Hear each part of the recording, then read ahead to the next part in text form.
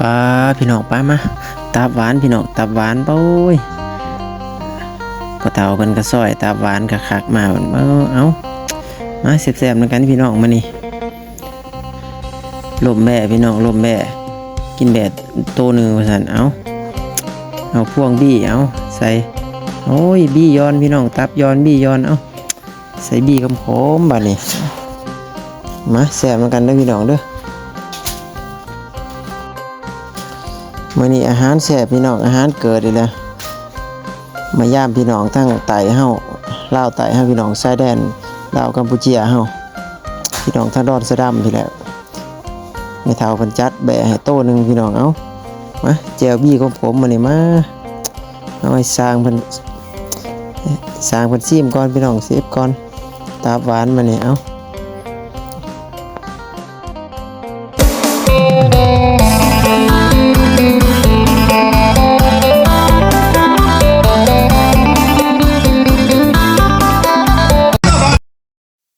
สบายดีสวัสดีพี่น้องยินดีต้อนรับสู่ช่องบ่าววันหน้าเล่าไต่เนาะพี่น้องเนาะมื้อนี้พี่น้องมาเยี่ยมยามพี่น้องทั้งดอนสะดำเล่าไต่ให้พี่น้องสายแดนกัมพูชาพี่แหละพี่น้องมื้อนี้ก็บรรยากาศสีค่ำๆแหละเพิ่นว่าแม่เฒ่าเพิ่นให้คั่วแบะพี่น้องมื้อนี้สิเฮ็ดปิ้งแบะเพิ่นว่ามอบแบะตัวนึงก็เลยทีมงานแล้วก็จัดทั้งหลังคั่วเนาะแต่ว่าบรรยากาศทั้งหน้าก็เมาเบิดเลยพี่น้องเอา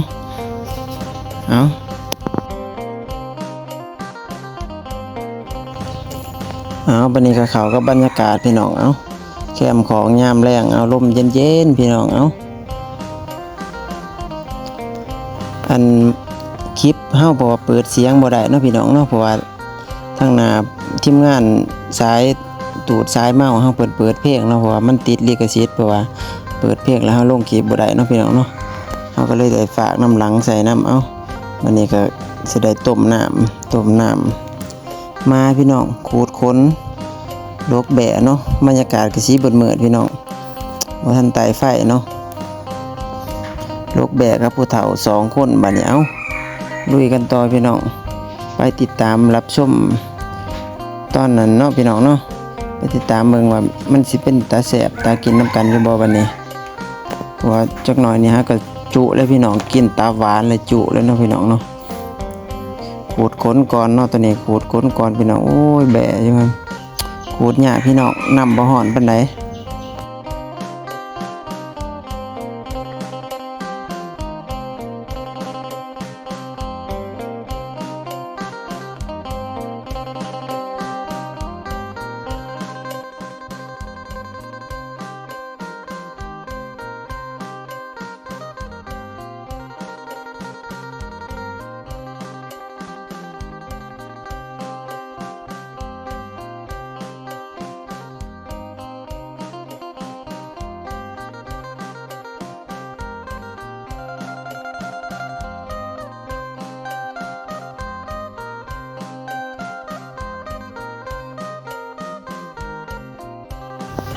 แบะก็บ่ใหญ่บ่น้อยดอกพี่น้องผู้ที่กินพี่น้องแบะ10ปลายโลขูดขนกับผู้เฒ่าโอ้ยขาวเองแรงเลยว่าซั่นอีกจักหน่อยก็สิได้เผาไผ่ให้มันเหลืองๆเนาะพี่น้องเนาะเผาไผ่แล้วเฮาก็สิคอยปาดเอาสันออกเอาตับออกอย่างนี้แหละเนาะแล้วเช็ดแจ่วบี้ขมๆเนาะพี่น้องเนาะไปเบิ่งนำกันเลยพี่น้องวันนี้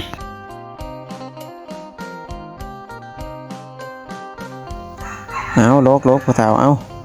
ผู้เฒ่าดอนสะดำกับเมากับเบี้ยกับปานนั้นพี่น้องลกขนแบะกับบ่ได้ขนแบะกับเบิดซะมื้อนี้เฮ็ดจังได๋มื้อนี้เนาะบรรยากาศก็เริ่มค่ำเลยพี่น้องว่าสิได้ปิ้งสิได้จุตับหวานหรือบ่บัดนี้เอาขึ้นเตียงแล้วก็สิล้างหน่อยนึงพี่น้องล้างน้ำแล้วเฮาก็สิไปเผาบัดนี้เผาเฟืองแต่บ่ฮู้ว่าสิมีเฟืองหรือบ่เนาะจนเฮาจะไปเผาไผ่ให้ขนมันออกให้กลิ่นมันหอมจังหน่อยพี่น้อง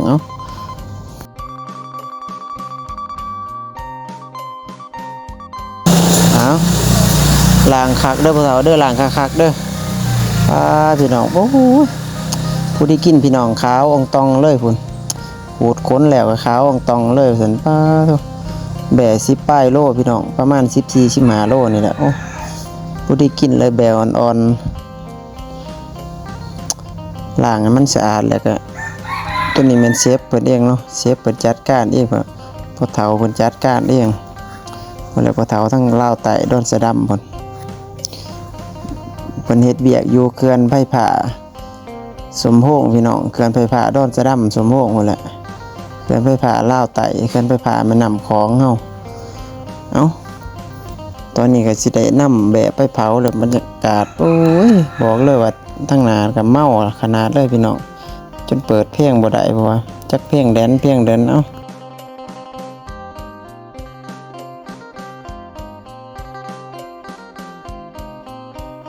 ติดตามรับชมท่าเบิ่งอีกจักหน่อยเนาะพี่น้องเนาะ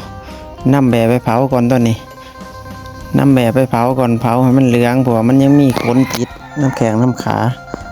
เผาหัวให้มันไหม้ขนในจักหน่อยเนาะพี่น้องเนาะเผาพอได้หนังกรอบว่าซั่นบ่ฮู้มันสิได้หนังกรอบหรือบ่ตัวนี้ก็นำแบบไปเผาประมาณ5-6 นาทีนี่แหละพี่น้องเผาแล้วเฮาก็สิปาดเอาศีลสันออกหลอกหนังแล้วก็เฮ็ดแจ่วบี้ขมๆเนาะบัดนี้เนาะเอ้าพอเฒ่าเพิ่นก็คุ้มเลยว่าซั่นยินมาว่าซั่นเผาไว้ๆแนวซั่นโอ้ยมา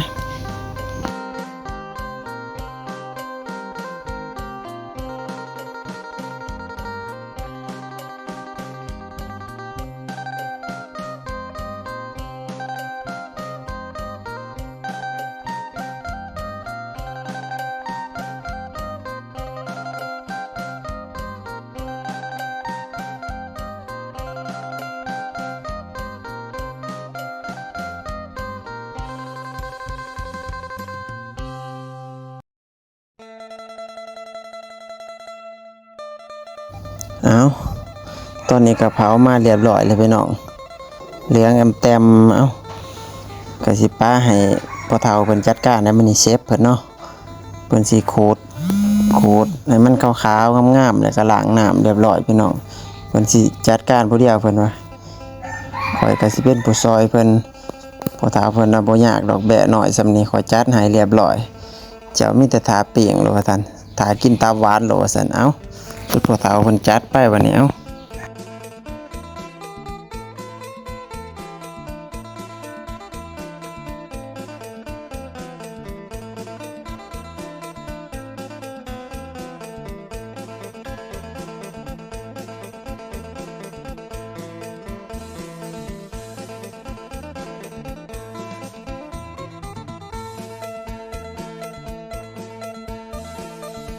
ครับต้องขอบใจทางแม่เฒ่าใหญ่เนาะแม่เฒ่าผู้เนาะพี่น้องทางดอนสะดำแม่เฒ่าผู้เฮาเพิ่นน่ะกับทีมงานเพิ่นมอบแบะให้ตัวหนึ่งพี่น้องโอ้ยมื้อนี้สนัดเลยพี่น้อง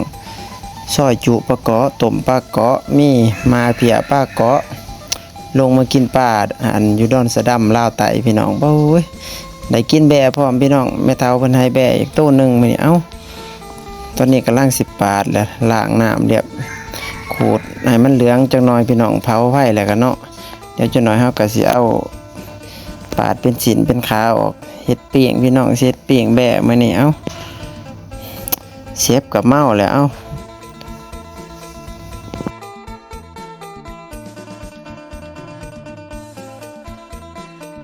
าบัดนี้บ่ทันปาดแบะซ้ำเอ้าเพิ่นอยากยินกับมาอีแล้วพี่น้องยินเบียร์มาซั่นเอ้ายินให้พ่อเฒ่าแก่ก่อนว่าซั่นยินในแผนกแม่พ่อครัวเฮาพ่อครัวมันนี่2คนพี่น้อง3คนพ่อเฒ่าเมาเพิ่นก็เซ่ไปเลยว่าซั่นเอ้ายังอยู่แต่กับพ่อเฒ่าปอย2คนบัดนี้เอ้าจักผู้ใดสิปาดจักผู้ใดสิกินเบียร์บัดนี้เอ้ามายกเบียร์ก่อนพี่น้องไปไสกับปลาบ่ได้เบียร์ลาวเฮาแซ่บๆพี่น้องเบียร์ลาวขาวบ้านเฮาโอ้ยนี่ก็มาโอ้ยพ่อผู้เฒ่าเพิ่นพี่น้องพ่อเฒ่าเพิ่นมาสะเจ้าของแบะนี่เพิ่นเอาแบะมามอบให้นี่เกือบกินปลาเพิ่นแล้วพ่อเฒ่าก็เอาต้องขอบใจท่านพ่อเฒ่าค่ำเนาะเชียร์ใหญ่ใจดีพ่อเฒ่าค่ำทั้งดอนสะดำพี่น้อง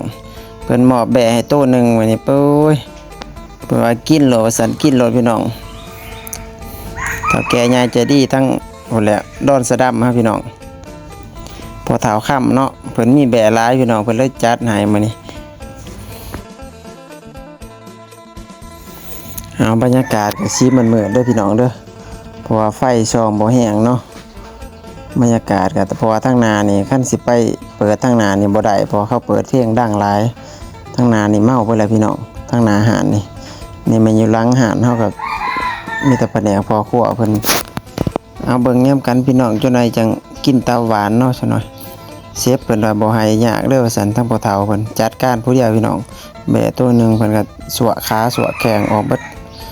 เพิ่นจัดการผู้เดียวเลยมีแต่ว่าเฮาไปเฮ็ดแจ่วทาเนาะเฮ็ดแจ่วมาใส่บี้ของผมพี่น้องเอ้าแซ่บๆเนาะกันบัดนี้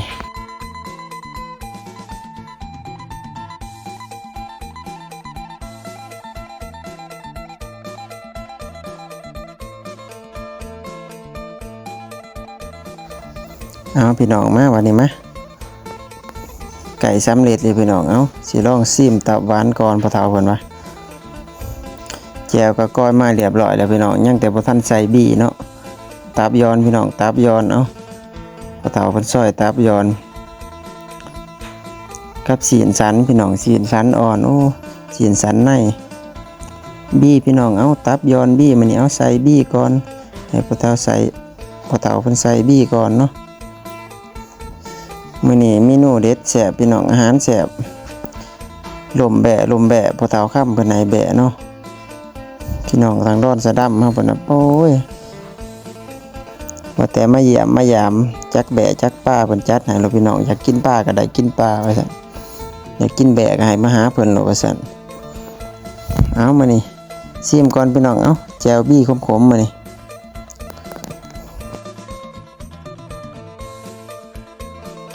เอาปลาให้เชฟเพิ่นซิมก่อนพี่น้องให้ผู้เฒ่าเพิ่นซิมก่อนร้านเคยกินน้ำหลังโอ้เป็นตาแซ่บเพิ่นหวานจ่วยว่าซั่นเอ้าเอาละแม่คำบักใหญ่เลยว่าซั่นเอ้าบัดนี้ขอคำบางใหญ่จักบาทหน่อยนะว่าซั่นตับหวานเอ้ามาแซ่บๆเหมือนกันเด้อพี่น้องเด้อผู้ใดที่บอกกินดิบก็ขอโทษขออภัยนำกันเนาะขาแบะพี่น้องขาแบะต้องกินสดๆถ้าบ่กินสดๆขาเคียงนี่ถือว่าบ่แซ่บเด้อพี่น้องอีกจักหน่อยเฮาก็จะเฮ็ดปีกแบะเนาะแต่ว่าแกมไปก่อนมื้อนี้ตับหวานกับสีนสันพี่น้องเป้าแจ่วบี้ขมๆมาแซ่บๆพี่น้องขอจัก2ค่ำจักบาทนี่มาแซ่บนำกันเด้อสุดยอดเลยพี่น้องขมอำลำโอ้ยมาผู้ใดบ่ทันซิมก็มาซิมนำกันบัดนี้